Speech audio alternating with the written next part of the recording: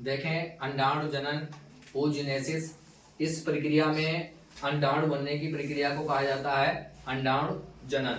अंडाणु का निर्माण जो होता है वो अंडाशय से होता है। अंडाणु बनने की पूरी प्रक्रिया समझेंगे कि कैसे बनता है अंडाणु, तो इसी को कहा जाता है अंडाणु जनन। देखें यहां से देखेंगे, एक मदर सेल लेंगे, एक मदर सेल है ये, मात्र कोशिका,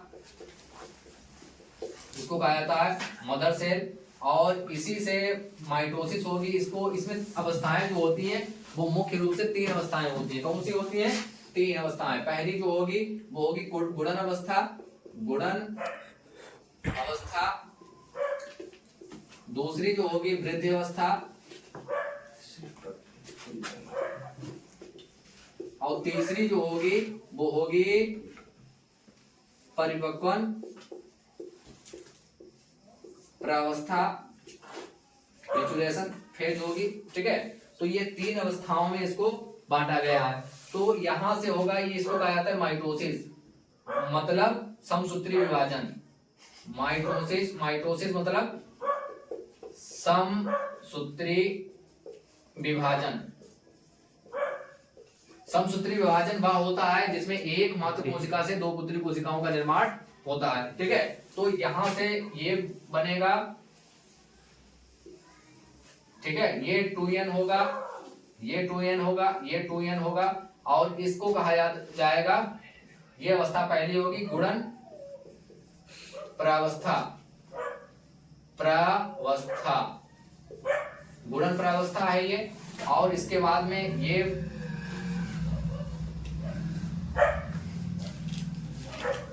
बनेंगे, ये 2n 2n 2n 2n, ठीक है, ये हो जाएगा गुणन प्रावस्था। और उसके बाद में यहां से जो एक जो होगी वो बन जाएगी, बड़ी हो जाएगी, इसको कहा जाएगा वृद्धि प्रावस्था। क्या कहा जाएगा? वृद्धि प्रावस्था। वृद्धि प्रावस्था हो जाएगा ये, और ये साइज में बड़ी हो जाएगी। कैसी हो जाएगी? साइज में ये बड़ी हो जाएगी, n होगी ये। ठीक है, इससे 2 बनेंगे, एक बड़ा और एक छोटा। ठीक है, एक बड़ा होगा और एक छोटा होगा।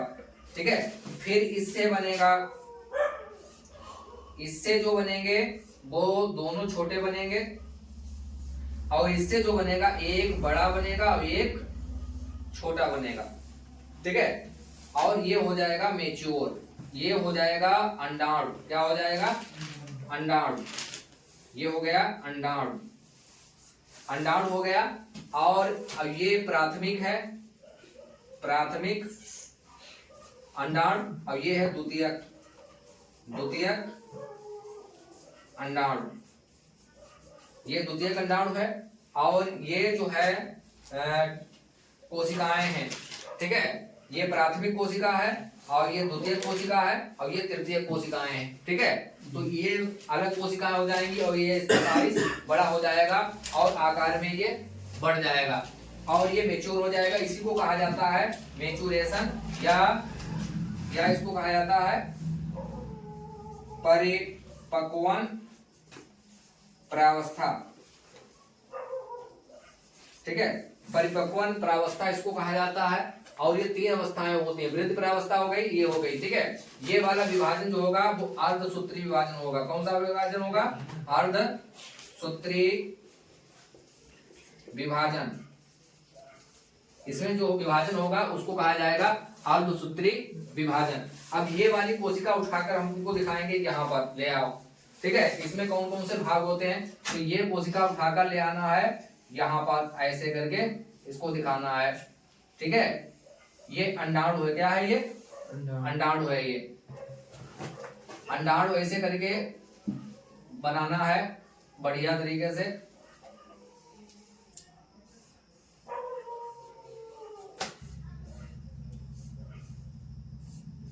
ऐसे करके बना देना है कोशिकाएं।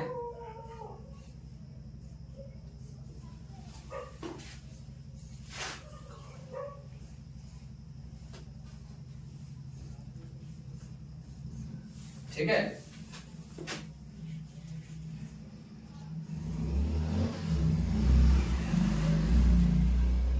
ये है, इसको कहा जाता है अंडाणु। क्या है ये? अंडाणु। इसमें भाग होते हैं, इसको कहा जाता है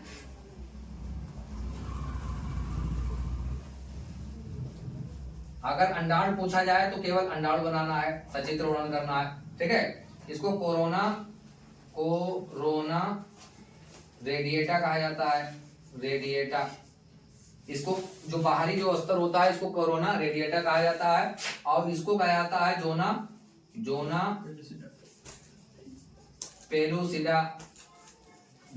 पेलुसिडा कहा जाता है। ये इसको पीतक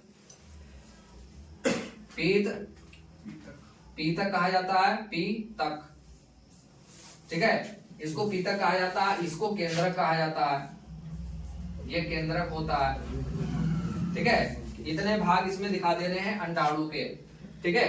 अंडाणु के ये भाग होते हैं, और इसका सचित्र वर्णन पूछा जाए तो बहुत ज्यादा टाइम नहीं लगेगा, कम ही टाइम लगेगा। और इसका निषेचन कैसे होगा? अब ये तो नॉन मोटाइल होता है, ठीक है, ये नॉन मोटाइल होता है, लेकिन यहाँ पर आएगा, वो आएगा स्पर्म। कहाँ आएगा? यहाँ पर आएगा, गति करता हुआ आएगा,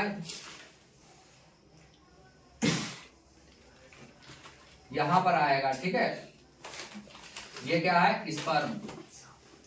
स्पर्म है यानी मतलब शुक्राणु, शुक्राणु है ये, और ये गति करता हुआ आएगा, इसके अंदर धंस जाएगा, चला जाएगा, और यहीं पर इसका फिर फर्टिलाइजेशन हो जाएगा, ठीक है। यहाँ से आएगा ये, क्योंकि इसके पास पूंछ है, तैरता हुआ आएगा, और यहीं पर जो है इसके साथ फर्टिलाइज्ड हो जाएगा। हालांकि जो शुक्राणु आते हैं वो लाखों की संख्या में आते हैं, लेकिन फर्टिलाइज एक ही होगा, और उसी जाति का होना चाहिए। जैसे पुष्प में देखा था कि जो परागण होता था तो उसी जाति का परागकण आएगा तो उसको एक्सेप्ट करता था, ठीक है, वर्तिकाग्र, वरना इग्नोर।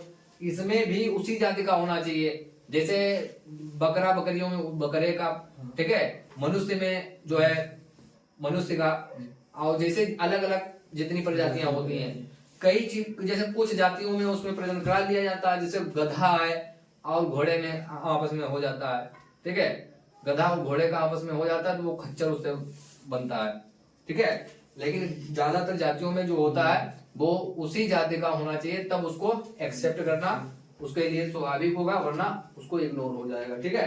तो यहाँ पर इसका फर्टिलाइजेशन हो जाएगा, और उसके बाद में ये बन जाएगा ब्लास्टुला अवस्था, मोरुला अवस्था पहले बनेगी, उसके ब्लास्टुला अवस्था, उसके बाद में चपक जाएगा, ठीक है। कहां से? गर्भाशय में चपक जाएगा, वहीं पर उसका लालन पालन होगा। उसके बाद में जब मेच्योर हो जाएगा और परिपक्व पूरी अवस्था पूरी हो जाएगी, उसके बाद में उसका जन्म हो जाएगा, ठीक है। तो ये अवस्था ध्यान रखनी है, इसमें क्या क्या होता है, ठीक है। बाकी इसमें कुछ बचा नहीं है।